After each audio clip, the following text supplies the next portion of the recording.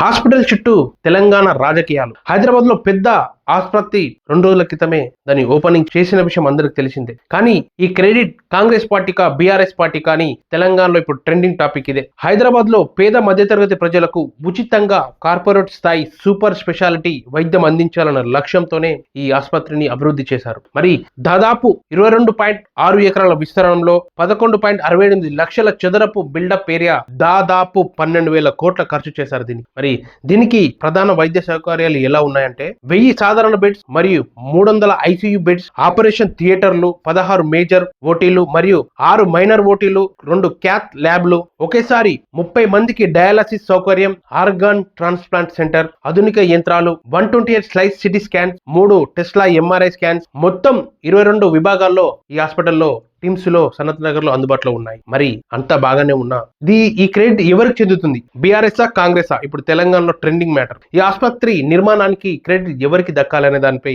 BRS మరియు కాంగ్రెస్ పార్టీల మధ్య చర్చ జరుగుతోంది. BRS versus Congress. BRS version వచ్చేసి 2021-2023లో హైదరాబాద్ లో బహుళ టిమ్స్ సూపర్ స్పెషాలిటీ ఆసుపత్రి నిర్మాణానికి బీఆర్ఎస్ ప్రభుత్వం నిర్ణయం తీసుకుంది. అలాగే 26 ఏప్రిల్ 2022లో అప్పటి ముఖ్యమంత్రి కె చంద్రశేఖరరావు కేసీఆర్ గారు సనత్ నగర్, ఎల్బీ నగర్, అల్వాల్ ప్రాంతాల్లో టిమ్స్ ఆసుపత్రులకు శంకుస్థాపన చేశారు. సనత్ నగర్ టిమ్స్ ప్రాజెక్టు వ్యయం 882 కోట్లుగా ఆమోదించి టెండర్ దక్కించుకున్నారు. ఎంఈఐఎల్ మెగా ఇంజనీరింగ్ ద్వారా పనులు ప్రారంభించారు. డిసెంబర్ 2023 నాటికి కాంగ్రెస్ ప్రభుత్వం అధికారంలోకి వచ్చే నాటికి దాదాపు 60% నుండి 70% వరకు టిమ్స్ పనులు పూర్తయ్యాయి. అయితే కాంగ్రెస్ ప్రభుత్వం వచ్చిన తర్వాత మాత్రం 13.14% పనులు పూర్తి చేశారు. అలాగే 2023 డిసెంబర్ రేవంత్ రెడ్డి గారి నాయకత్వంలో కాంగ్రెస్ ప్రభుత్వం అధికారంలోకి వచ్చింది. కాంగ్రెస్ ప్రభుత్వం మిగిలిన పనులన్నింటినీ వేగవంతం పూర్తి చేసి ఆసుపత్రిని ప్రారంభించింది. మరి ఆసుపత్రి భవన ఐడియా శంకుస్థాపన,